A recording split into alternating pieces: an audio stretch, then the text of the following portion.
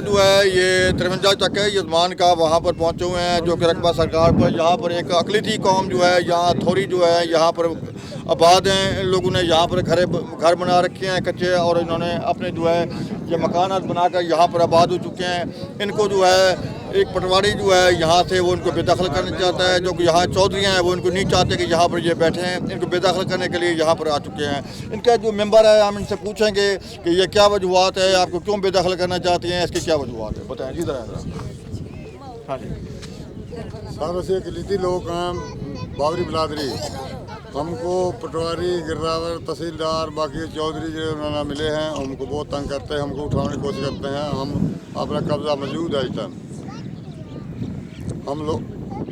आपको क्यों उठाना चाहते हैं, क्या वजूहत है? बस वो चौधरी ना रहे हैं, वो पैसे देंगे। आपको ये औरतों को तशद्दुद भी करती हैं, ये सारा मारते भी हैं? मारकूट लड़ाई भी अगे हुई है, साढ़े पर्चे भी हो गए हैं, पुलिस लड़ाई भी बहुत ज़बरदस्त हुई है। चौधरी आगे लड़े नहीं।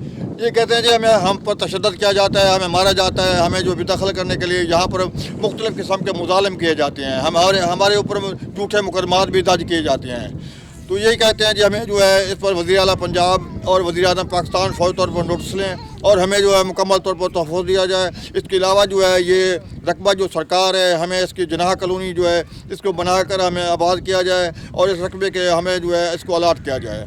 इकबाल अंजम, रोज़ न्यूज़,